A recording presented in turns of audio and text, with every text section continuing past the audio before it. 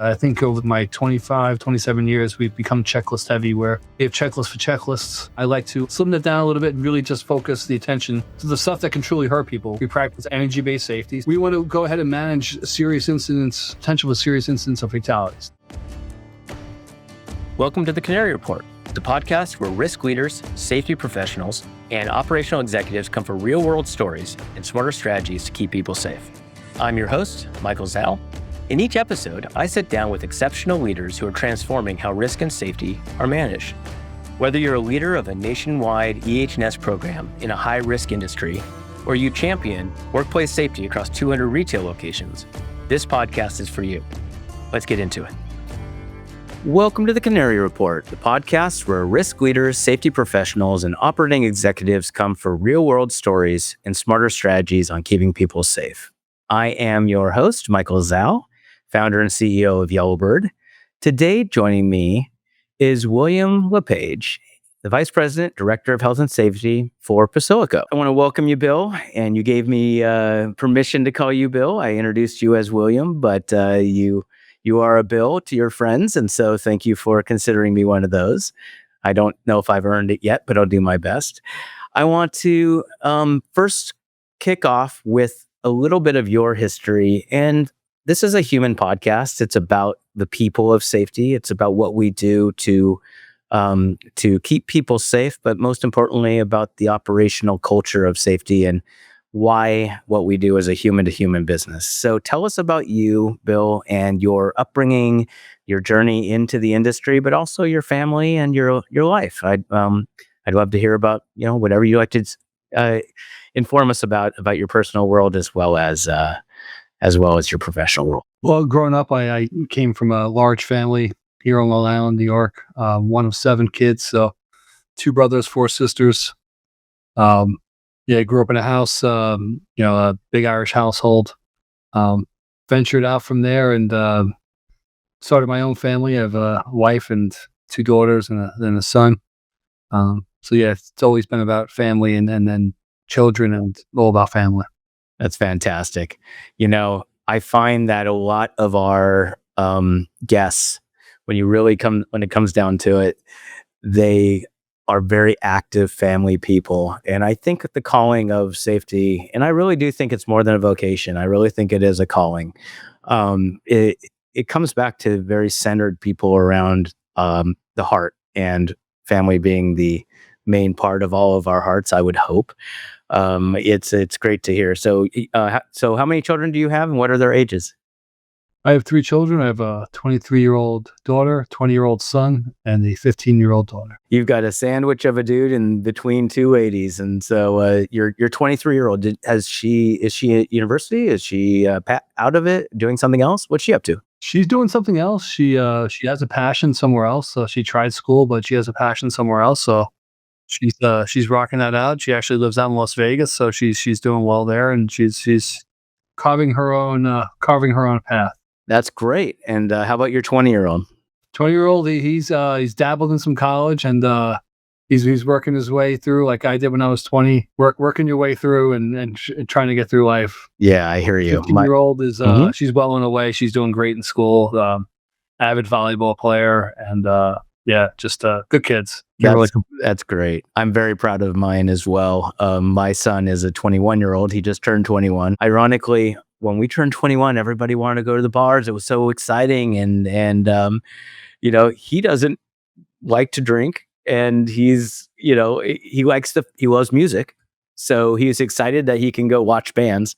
But it was so funny. His mom and I took him with his buddies and his sister to an Italian place for his 21st. And he begrudgingly ordered a glass of wine and didn't even drink the whole thing. And I just what is going on with kids these days? It's a good thing. I'd be much happier with that than doing shots of tequila. And then I have a 16-year-old daughter, and so I feel you, man. It's always a journey going through. You've got a 15-year-old daughter, so she's a sophomore. She's a sophomore, yeah. Yeah. Mine's a junior, and you're right in the thick of it. And my daughter's a dance and cheer, and very time consuming, very competitive world, and volleyball equally, if not more so. So I am Cool. sure you are a very, very busy father. So going to back to the journey of your business life, you were born and raised in New York and the on the East Coast. And how did you end up now, right now, if for those who don't know your business, you're a heavy civil contractor. You have, 1,200 full-time team employees thereabouts, responsible for all of them. I'm sure you have lots of other subcontractors and other responsibilities. Tell us more about the business as a journey for the company itself. Yeah, for Posillico, I mean, started here a little over 4.5 years ago. It was my first challenge towards, I'll say sitting in the top seat for safety. Always been, either a second fiddle, a regional director, or a manager, but never had this kind of influence. So it was a challenge that I was looking to take. It's been a long time journey in safety, but it was a challenge I was looking forward to because I felt like I could make my mark on how I approach safety. And with the goal was is to keep people safe. It's not a personal goal. It's a lifelong mission of believing that people shouldn't get hurt at work. Absolutely. So when you joined, you came in the top position, and how many folks were in your safety organization when you started, and where are you today, both from a geographic perspective? I know you're up and down the East Coast, Texas, and other places. So where's your spread as far as just your oversight, and then how many folks do you have to cover all of that? Yeah, I mean, when I first came on board, the main focus was here in the Northeast, and our operations outside of the Northeast were just getting started. Now they just since exploded with projects up and down Texas. We purchased a contractor down in the District of Columbia area. That's increased our swath of coverage, in the Northeast and the metro region, and then started doing some work down in Florida as well. So from where we started here now to the safety department, and even the company's really doubled in size. And that's not a very long period of time. I can relate, by the way, because my company has done the same thing, supporting people like your company. Yeah. It's got a lot of challenging aspects of growth. I mean, it's a wonderful thing to be successful and growing and have people awarding you business and being, it's an honor. But then you still have to execute, make it all happen, and to wear many, many hats, which I have in your notes that you wore many hats over the years, 18 years doing field work in different capacities. And so you report to Mr. Pasilco directly. And so what's that like? I mean, as you know, in that journey, I love the fact that the owner, the namesake owner, has a direct connection with the safety of his people. And I think that says a lot about him and about your culture. So how's that been? It's been fantastic. I've never worked for a place where the ownership is so committed to the safety of their employees, where there isn't an ask that I wouldn't have, that wouldn't be acted upon or at least entertained. Yeah, between and it's not just the CEO of the company. There's other partners that are with the last name Posillico who are just equally supporting. It's a family business. It's a family company. Many of the family members still work here at the company, and yeah, it's a full-time commitment from every single Monday morning at 8 a.m. Uh, I hold a call, and it's the owners of the company with me, the CEO, COO, and we talk about some of the incidents that we had last week. We talk about some of the learning that we has to come along with it. Some of the places where we have to get better, and it's a great adult conversation every week, 8 a.m. Some actions coming out of it, and with the aim is that every week we're going to try to get a little bit better. I absolutely love that. So I love it for so many reasons, including the fact that you're talking about the reality of incidents, near misses, challenges, areas of opportunity to improve. That is all part of business. And people who ignore it say, "Oh, well, we don't have those." They're not being honest with themselves. We are in an industry that is inherently dangerous and risky. And the only way to not do it is to not work. And that does not give people any food on their table. And so it's managing risk, right? And so I love that. That's so interesting that you every Monday. Wow, that not a lot of organizations can say that. So what kind of work are you all doing? I know it's heavy industrial, but specifically, like what are the kind of projects that you work on? What are the durations of them and the size and scope? Just to give us an understanding. So it could go from a couple $100,000 paving job of a parking lot here in local Long Island, or it could be a $350 million overfill tank for in New York City, or a beautiful new park in Manhattan for $1.4 billion. Yeah, you do cover the whole gamut. And so are you a union shop or non-union? We mix between both. I mean, in New York, it's heavily union. We have we have a long. One of the things that attracted me to the company when I jumped on board was I came from this area, so I worked a lot with the union employees, and so they came in. I was shocked by the amount of longevity that we had for all union employees. Usually, union employees, we have foremen here who've worked for 25 years for the company. Wow. Workers that have worked for this company for over 20 years as union employees. That's It's unheard impressive. of in the in a union environment. Yeah, For absolutely. down in Texas, you don't there are no shops, so it's kind of Right. and that's probably the biggest challenge is on the job training and you're doing pretty complicated work. Oversight becomes a big key. So how do you staff on the safety side? How do you staff your your trainings, your inspections, your all the things when you go to a different market? What's your current process? I know, by the way, I have no idea even if you're a customer of ours.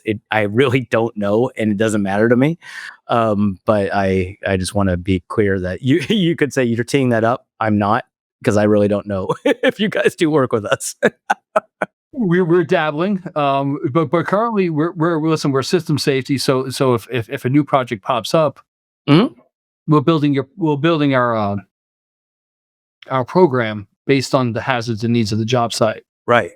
The days of having the 500-pound paperweight sitting on your desk are over. We want you building a program that's specifically designed for your project, that has the hazards and controls that you need for your job, and nothing more, nothing less. So, trying to keep it thin. When it comes to checklists and things of that nature, I try to keep it very, very thin. I think over my 25, 27 years, we've become checklist heavy, where we have checklists for checklists. So Yes. I like to slim that down a little bit and really just focus the attention to the stuff that can truly hurt people. Yeah. We practice energy-based safety. We want to go ahead and manage serious incidents, potential serious incidents of fatalities. That's really we focus our goal towards prevention of those. Absolutely. And that's really we focus. We realize that people are going to make mistakes. I'm a firm believer of HOP that people are going to make mistakes. Unfortunately, they it's a very dangerous business. Yeah. There will be some injuries. Yep. Keep them severity down Yeah. and learn from them. It's interesting you should say that. You try to highlight and focus on the areas of highest risk in the given project. I think it's a very smart way of doing it. There's no such thing as one size fits all for any project or any industry. And we find often, if you don't have a local local subject matter experts that kind of understand the nuances of the environment, it can be really challenging. But the biggest part is that I agree with you on the checklist. I personally feel like if you can execute surveys, and we probably do, I don't know, 1,000 surveys a month for on-site. We do a large number of them, but we're getting more and more specialized, which I love, where they say, at this site, I want you to focus on fall protection and heights and rigging. And then at this location, I want you to do underground confined space. And it's refreshing to hear somebody who recognizes that you need to look at the environment for what it is, because it's so easy to not do that, right? Where you say, well, I you'll appreciate this. You've been doing this a long time. I have a safety guy. It's like, what does that mean? Like, I mean, that's like saying, yeah, I have a welder. I'm like, okay, is it, heights? Is it TIG? Is it MIG? Is it, specialty? Is it, raw? Like, there's a lot of nuance to everything, right? So when you open a project like this, are you hiring full time for the duration of the term an employee, or generally speaking? So like, you're doing some big projects, you're also doing relatively small projects. Do you try to like hire an FTE for each of the locations? Is that kind of your modus operandi, or what? How do you guys do it? That's we prefer that way. So to have our own people there managing, and actually comes from the owner. He'd rather have one of our people there looking after our people. There are occasions though where depending on there's some goals associated with a project where sometimes we will fill the needs through a consultant for the position. But even with that, consultants not bringing anybody on our projects unless I interview them. The project team actually interviews them to make sure they're a right fit. Even with the consultant, it's we don't accept just heartbeats. You have to do safety stuff. That's good. I think that's a fantastic philosophy. I can't say the company, but we do dozens and dozens of full-time employees that are actually contract, but they're there for 24 months and they go through the onboarding process like everybody else does. And they have the same email address and they are part of that culture. They just happen to not be an FTE. But I don't think at the end of the day, you need to interview when you're going to be relying on somebody to represent your company for a long duration of time. That being said, if you do I need somebody to be on a location for one day every other week, not worth the effort to go through the interviewing process, because it's just not going to be long enough. It's going to be really challenging. And in fact, most of the time you do that and you're like, well, why didn't I just send this person out? They're great. I'm like, well, yeah, I told you that. you know, so going back to, we are on Thanksgiving week right now, and it's not going to be released until probably into 26. But as part of the Thanksgiving week that we are celebrating, you said that you are going to be going overseas to the place where we are celebrating that we got ourselves separated from. You're going to the UK, but tell our listeners about this adventure you're going on with your son. Oh yeah, we're going to head over to London to go see the London Derby between Arsenal and Chelsea at Stamford Bridge. So pretty excited about that. Oh, it's so great. Now he's a soccer player, I assume. Soccer player. Him and I just love sports. It's one of the passions that we do where we'll go around we'll travel. So we're Chief fans. So we'll go see the Chiefs in Arrowhead. We'll see the Chiefs in Baltimore. We went and seen UFC. We went and seen UFC in Toronto. So. That's so fun. Wait, you are a Chiefs fan and you are from New York. That's correct. Wow, you're a brave man. No wonder you're in construction, because you're tough. Listen, I grew up watching. I always get the reaction of, "Oh, Patrick Mahomes." I said I grew up watching Steve DeBerg play quarterback. So yep, I'm a lifelong Chief fan. Painful. It is painful. I can relate. I was a lifelong Chargers fan.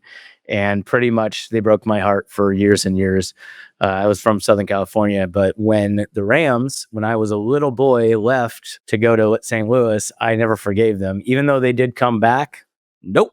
It took a little too long. I cannot forgive them. So I do understand what it's like to be a fan of a team that does not win for a long period. And so you get and we are actually recording this the day after one of the best comebacks I've ever seen. The Chiefs yesterday with Indianapolis. They absolutely pulled a rabbit out of a hat yesterday, and it was one of the most exciting football games I've watched in a long time. So I imagine you felt the same way.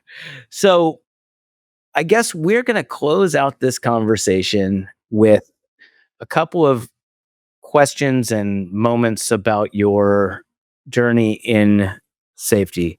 When you look at the things that have influenced you the most over your 27 plus years, are there any tried and true things that you believe make for better safety cultures and better openness from general staff that you like to, ask people? Yeah, I always say, listen, go to the sharp end of the stick and go watch people work and appreciate the complexity of their work and how difficult it is before you cast any judgment. Um, I think there's always a case where, especially between counterfactuals or hindsight bias, where there's a lot of things that happen after incidents. When you go out there and you actually look at how difficult the work is, how the plan we had really didn't work, and they were trying to finish the plan themselves. Um, we look at the organizational improvements in terms of better planning, maybe some better tools rather than focusing on the work. I think that's a very wise way of looking at what we do for work. I find the best safety people, whether they are in the field or even in a coordinator kind of a role, are the ones who have actually climbed a ladder or held a torch or wired something, that have gotten in this industry. Most people haven't, they didn't wake up as 8-year-old kids and say, I'm going to be a safety guy or gal. I mean, it's not something that happens. Usually you fall backwards into it, hopefully not literally. And, how did you end up becoming in this career and part of this journey? Like what brought you to this world? Let's see. I was 20 years old. I had nothing going on in terms of a job. I had a brother-in-law and a sister who owned a consulting company who did some quality and safety help for construction companies. And I started working there and really took a liking to it and really realized how much I like protecting people, like making sure had the right setups for their work. Very, very big quality aspect to it too. Yes. So how those two things go hand in hand. Learned a lot about just contract work more than just safety, learning how the work gets executed, how work gets planned. So learned a lot. Absolutely. It's so funny. I had this conversation the other day, how most people in our age range, and we're in the same general range, I don't know exactly, but we're close enough, that your career pretty much starts, and it's actually true even now, with whoever will hire you. And when you're just at that age, whether you go to school or you don't, but you go into the workforce, you're just looking for an opportunity to get your first job and learn, but you aren't really able to be selective often. You're like, I need a paycheck. And sometimes it just means that you have started down a path that you didn't choose. And sometimes you get lucky and you go, and I did, and it sounds like you did as well, that you went down a path and found a passion for this thing that, you end up getting an opportunity with a family member, and that's great. And then you made the most of it because you enjoyed it. I think that there's more people like us than went to school with a clear vision or graduated and said, I'm going to go do this. My son's actually one of them, funny enough. He's known he wanted to be an architect since he got into high school. And he's in his architecture final program and he loves it. I'm like, God, I envy that. Like I still kind of wonder what I'm going to do when I grow up, and I'm 51 years, I'm coming on 51. And it's I still think I'm sometimes the kid in the meeting, and I'm not the kid in the meeting anymore. no, not at Been all. 28 years, and it's been a journey, I'll say. So just knowing what you wanted to do and going and being the kid in the room, because you look in the mirror, My grandmother used to say this, I look in the mirror and I feel like I'm in my 20s or 30s. And then I'd say, who is that old person looking back at me? And you know what? I never really understood it. But now with the gray in my beard and hanging out with my 21-year-old and seeing these kids that we hire here, and they are kids. I don't say it to them because that's not PC, but man, I've got folks that for our company that they got engaged and then they got married and then they bought their first homes and then they had kids. They've been with me this whole journey, and I'm looking going, wow, like I'm now at that place where I get to honor of being part of that journey with them, but I am certainly not there anymore myself. One of the things in construction is like I always equate things like where I was in my journey. Like 2004, where was I? Okay, I was standing on the George Washington Bridge on the main cable, right? So you harness back to where you were in that moment as part of your journey to kind of, I always kind of to put myself back in that spot to, hey, here's where you were at that moment. Look where you are right now. So it's to bring that back full circle. Yeah, it's I would say education second to me. Always find out what you like to do, and then go study and be the best at it. It's true. It's kind of funny you should say that because I have an mechanical inclination. I like tinkering and working on things. I said to my wife, when I retire, I want to get a barn or get a warehouse, and I want to restore a car, but I want to do it myself. I want to work on the engine. I want to learn how to do all that stuff. And she goes, well, you don't really like to follow instructions very well. I said, when I care about something, I do. Like when I know how important it is to make sure that you've got this right. Oh, I have no problem following. I'll admit there are moments in my life that I don't read the instructions and I will figure it out because I'm just impatient and I'm like, I don't need to read all that. But when it's important, I certainly will. So it's same thing with, if you really have an inclination and you love what you do, you're going to really pay attention to it exceptionally well. So, well, Bill, this was a fantastic conversation. I'm honored that you were willing to come on with us. I hope that we are able to work together in some capacity. But even if we don't, I get out to New York a fair amount, and I'd love to just look you up and share a beer. Absolutely. I can show you some cool projects. That'd be fantastic. All right, my friend. Thank you again. Take care. That's it for today's episode of the Canary Report. If this conversation helped you reframe how you think about risk and safety, please do me a favor. Hit subscribe, leave a review, and share it with somebody who needs to hear it. We're building a new category of safety and risk leadership, one that's faster and smarter. Leaders who aren't just empowered by tech, but whose wisdom is accelerated by it. To learn more about how Yellowbird's cutting-edge platform is empowering leaders to solve workplace safety and risk challenges faster, smarter, and at scale, visit goyellowbird.com. Don't forget to subscribe to our Spotify, Apple Podcasts, and Yellowbird pages to stay up to date. Until next time, lead with clarity, know first, and act fast.